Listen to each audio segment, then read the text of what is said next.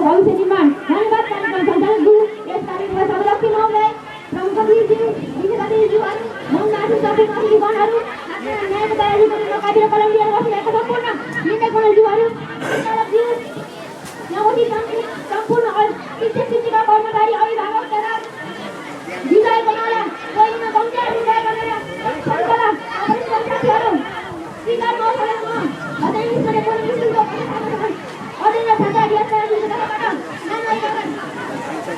आगामी विधिगत सम्बन्धी पहिचान पुरस्कार गरे हुनालेको स्वर्गीय गणमाया तथा निरल राई स्मृतिले हतगढी गरे मक्सेगढामा हतगढीको निर्माणमा पुर्याएको योगदान प्राप्त पुरुषहरूले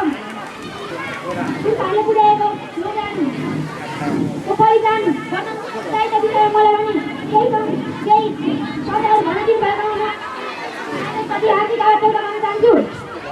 सबलक्ष्मी महोदय यो सर्वप्रथममा कृतज्ञता व्यक्त गर्न चाहन्छु। हत भन्नाले यो श्री नारायण शाह एकीकरणको क्रममा यहाँको राजालाई पराजय गर्दाखेरि यहाँको भित्रबाट रगत निस्केको छ भन्ने बुझिन्छ भने धुप भन्नाले गाडा वकिल भन्ने बुझिन्छ।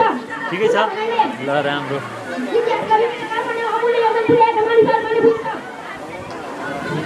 वर्तमान बुझ्छ भने अहिले आएका ज्ञानी युवा युवा भन्ने बुझिन्छ। सबलक्ष्मी महोदय हतगढी एउटा ऐतिहासिक गौरवमय जगतमा हो।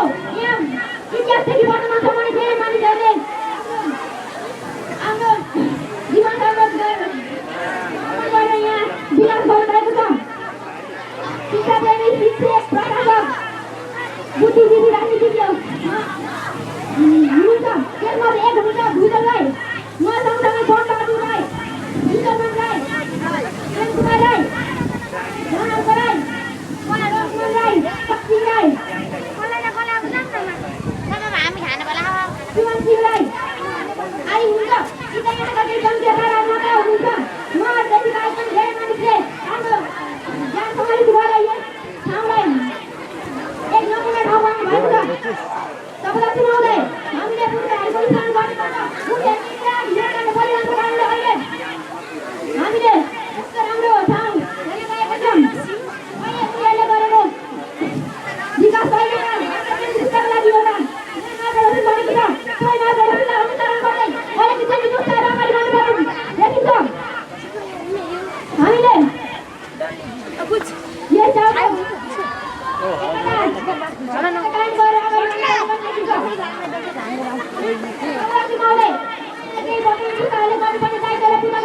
ठाउँको गुणस्तरीय शिक्षा लिई ज्ञान सिपको प्रयोग गर्ने अहिले पनि एउटा दिएर आफूले काम गर्ने नेट इन्टरनेटको प्रयोग गरेर शासन सुधार गर्ने र व्यवहार गर्ने यहाँको हतगढीको दुर्नीतिको बनाएर नमुना हतगढी बनाउने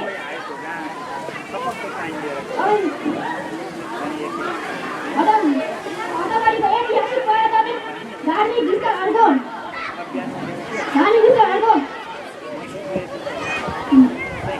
समाजिक क्रान्तिलाई गर्ने